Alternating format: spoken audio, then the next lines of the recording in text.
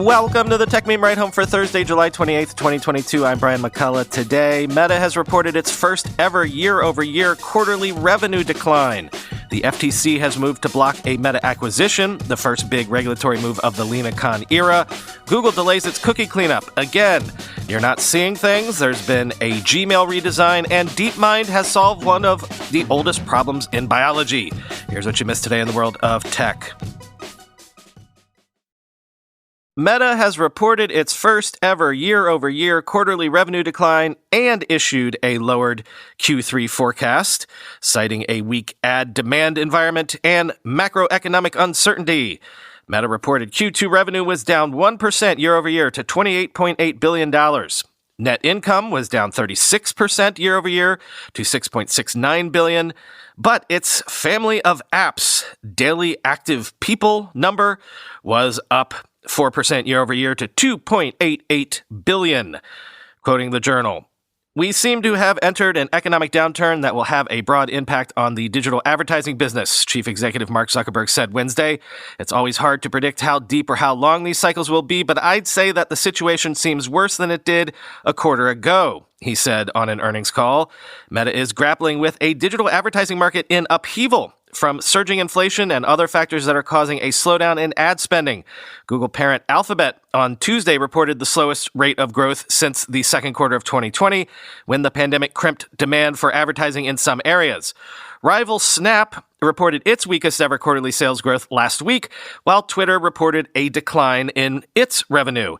The weak advertising demand was reflected in Meta's average price per ad, which fell 14% in the quarter. A year ago, the company reported an increase of 47% year-over-year for its average price per ad. The company said it continued to face challenges in targeting ads as a result of changes made by Apple to the iPhone's operating system. Chief Operating Officer Sheryl Sandberg, on her last earnings call before she departs Meta after 14 years, said the company is adapting its business to do better ad targeting with less user data, with products such as click-to-message ads, which open a chat with a business whenever a user clicks on the ad. Such ads are already a multi-billion-dollar business, growing at double digits, she said. "We are hugely optimistic about this area of our business, and I am very convinced it'll work," Ms. Sandberg said, end quote. Also on the earnings call, Mark Zuckerberg said that by the end of 2023, he expects more than 30% of Instagram and Facebook content recommendations to be served by Meta's AI, double the 15% or so on Facebook that AI is serving up to folks now. But that's not the future, of course. The becoming TikTok faster than TikTok can become us is really the present and the past. The future, however, is the metaverse, right? Well, Meta's Reality Labs division posted a $2.81 billion loss for Q2 2022 versus a $3.67 billion estimated loss on $452 million in revenue, compared to a $2.96 billion loss for Q1 on $695 million in revenue. So I guess the price raise on those VR headsets we talked about yesterday will help with this.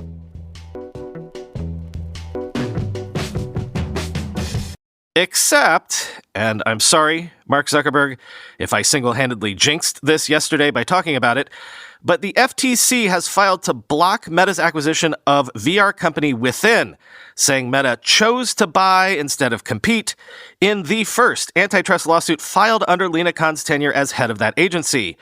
Quoting the New York Times, Ms. Khan has argued that regulators must stop competition and consumer protection violations when it comes to the bleeding edge of technology, including virtual and augmented reality, and not just in areas where the companies have already become behemoths. The FTC's request for an injunction puts Ms. Khan on a collision course with Mark Zuckerberg, Meta's chief executive, who was also named as a defendant in the request.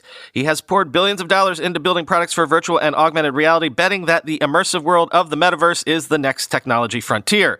The lawsuit could crimp those ambitions. Meta could have chosen to try to compete with Within on the merits, the FTC said in its lawsuit, which was filed in the U.S. District Court for the Northern District of California. Instead, it chose to buy a top company in what the government called a vitally important category. In a statement, Meta said the FTC's case was, quote, based on ideology and speculation, not evidence, end quote. It added that the lawsuit was an attack on innovation and that the agency was, quote, sending a chilling message to anyone who wishes to innovate in VR, end quote. Meta had said it would acquire Within, which produces the highly popular fitness app called Supernatural, last year for an undisclosed sum. The company has promoted its virtual reality headsets for fitness and health purposes. The FTC's lawsuit is highly unusual and pushes the boundaries of antitrust law. Regulators mostly focus on deals between large companies in large markets, rather than their acquisitions of small startups in nascent tech areas. Courts have also been skeptical applying antitrust law to block mergers based on the hypothetical that the two companies involved would later become competitors if the deal was blocked. But critics have said the government's inaction has allowed Meta and other giants to vacuum up services that later became formidable. The agency approved Facebook's 2012 acquisition of Instagram, the photo-sharing app that has since grown to more than 1 billion regular users. Instagram has helped Meta dominate the market on social photo sharing, though other startups have sprung up since. It's a riskier case, but one they think is worth bringing because if they succeed, it'll help bring the frontier of enforcement outward, said William E. Kovacic, a former chairman of the FTC. I think this is a first of a kind, end quote.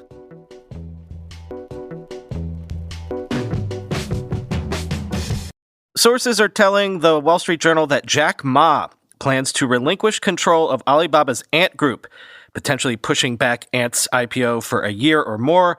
Regulators have apparently approved of the change, so I guess denouement to this story that's been ongoing for a year or more. Quote, the authorities halted Ant's $34 billion plus IPO in 2020 at the 11th hour and are forcing the technology firm to reorganize as a financial holding company regulated by China's central bank. As the overhaul progresses, Ant is taking the opportunity to reduce the company's reliance on Mr. Ma, who founded Alibaba. Mr. Ma, a 57-year-old former English teacher and one of China's most prominent entrepreneurs, has been the target of government action that appears designed to reduce his influence and the power of his companies. He has controlled Ant since he carved its precursor assets out of Alibaba more than a decade ago. Over time, he built it into a company that owns the Alipay payments network with more than 1 billion users, an investing platform that houses what was once the world's largest money market fund, and a large micro-lending business. Ant was expected to be valued at more than $300 billion had it gone public. Diminishing his ownership could put back a potential revival of Ant's IPO for a year or more. Chinese securities regulations require a timeout on public listings for companies that have gone through a recent change in control. Mr. Ma doesn't hold an executive role at Ant or sit on its board, but is a larger-than-life figure at the company and currently controls 50.52% of its shares via an entity in which he holds the dominant position. He could relinquish his control by transferring some of his voting power to other Ant officials, including Chief Executive Eric Jing, after which they would collectively control the company, some of the people said. Ant told regulators of Mr. Ma's intention to cede control as the company prepared to convert into a financial holding company, the people familiar with the matter said. Regulators didn't demand the change, but have given their blessing, the people said.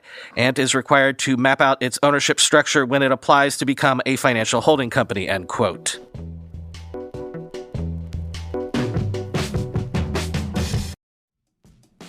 Shopping for new clothes can be time-consuming and stressful. Why not let Stitch Fix do all of the work for you so you can spend more time doing the things you actually love? It's easy and fun to get started. First, take a few minutes to set up your Stitch Fix style profile, answer a few questions about what you'd like to wear, what you don't, and how open you are to trying new styles.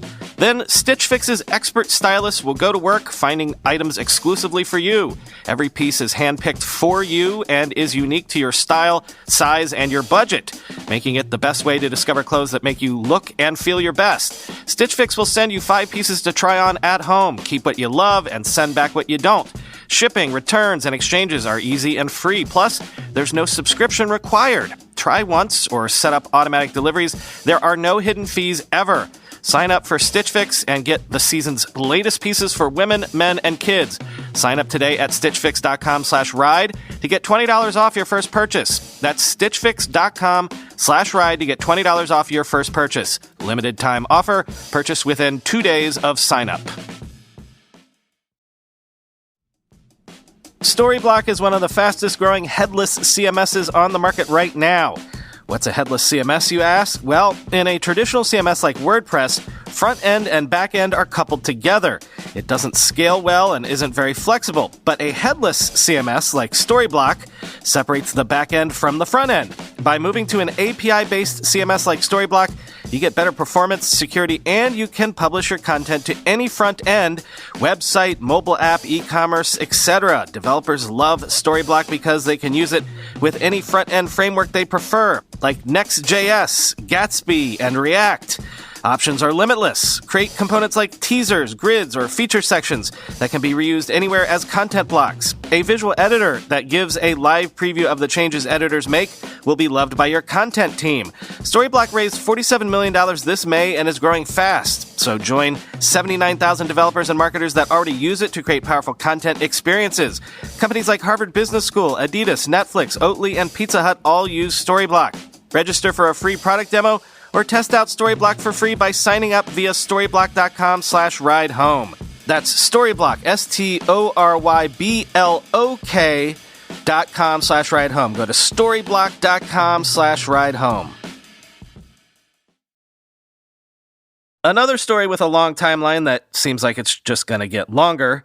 Once again, Google is delaying phasing out third-party cookies in its Chrome browser to the second half of 2024 after deferring the plan from 2022 to 2023, citing the need for more privacy sandbox tests. Quoting 9to5 Google. The Privacy Sandbox is Google's initiative to replace third-party cookies as well as cross-site tracking identifiers, fingerprinting, and other covert techniques once privacy-conscious alternatives are in place. Since then, Google has been working on new technologies for the past few years and more recently released trials in Chrome for developers to test. Citing consistent feedback from partners, Google is, quote, expanding the testing windows for the Privacy Sandbox APIs before we disable third-party cookies in Chrome, with that phase-out now set to begin in the second half of 2024. In the short term, quote, Privacy Sandbox trials will expand to millions of users globally in August as Google gradually increases the trial population throughout the rest of the year and into 2023, end quote.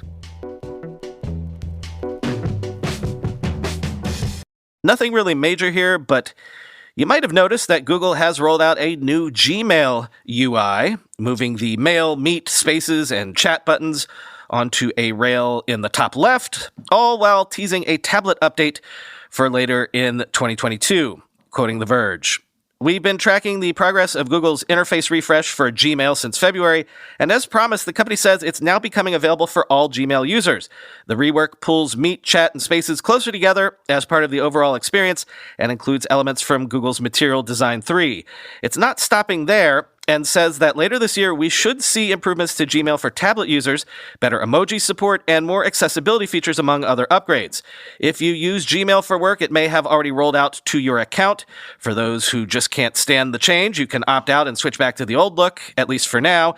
If you don't have chat enabled, you'll still get the new look, but only in a Gmail-only view by default. And if you don't use some or any of those apps, you can disable or enable them from the Quick Settings menu. If you want to switch back, Google's instructions are pretty easy to follow. At the top right, click Settings. Under Quick Settings, click Go Back to the original Gmail view. In the new window, click Reload. The updated UI moves Mail, Meet, Spaces, and Chat buttons into one list at the top left rail instead of showing several conversations from each one in a list. They're still easily accessible without having everything on the screen at once, and you can quickly jump into a conversation in any one section, as a list will pop out when you hover over its icon. The changes are part of Google's overall new approach to the Workspace suite, including Docs, Sheets, etc., that's supposed to provide a more unified style and new AI-powered features like the Gmail search improvements that were just announced, end quote.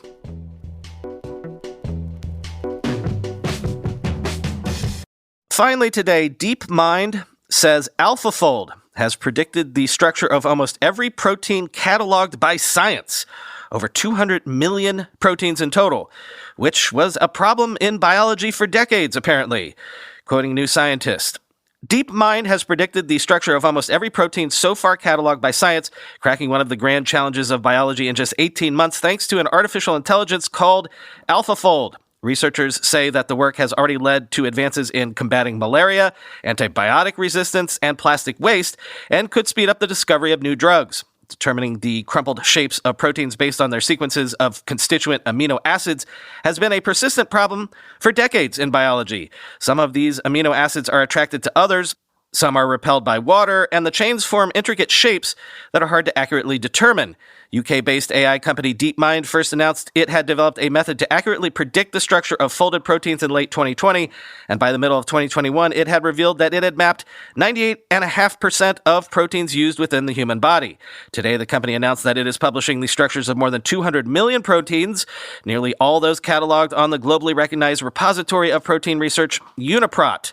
DeepMind has worked with the European Molecular Biology Laboratory's European Bioinformatics Institute to create a searchable store of all of this information that can be easily and freely accessed by researchers around the world. Ewan Burney at EmbleEbby calls the AlphaFold protein structure database a gift to humanity.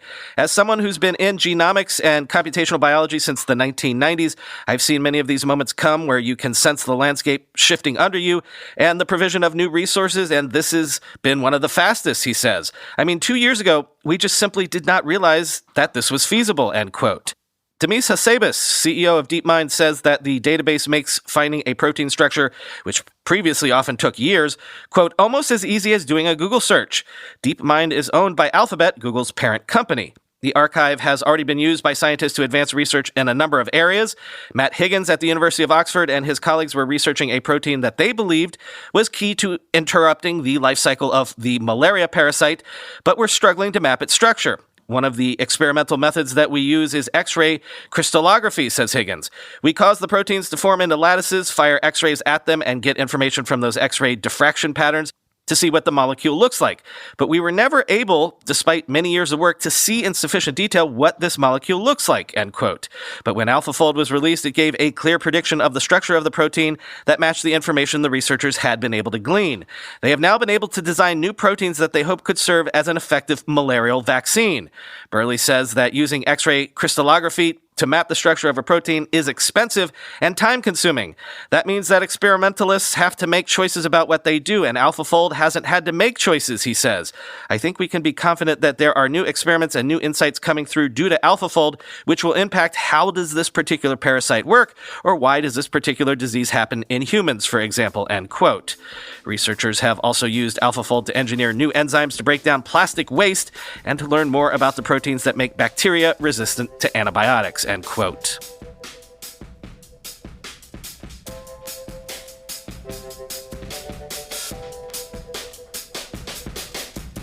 Twitter Space. Tomorrow, we're going to be talking to Jason Del Rey about how Amazon has been doing in the post-Jeff Bezos era, and I'm sure we'll bat around some things after that, but note the time. We're going to be doing the space at noon Eastern, 9 a.m. Pacific, again tomorrow. So the earliest we've ever done a space, depending on how the morning goes tomorrow. I might not even have tomorrow's show done and out yet at the time that we go live with the space. We shall see. Talk to you tomorrow.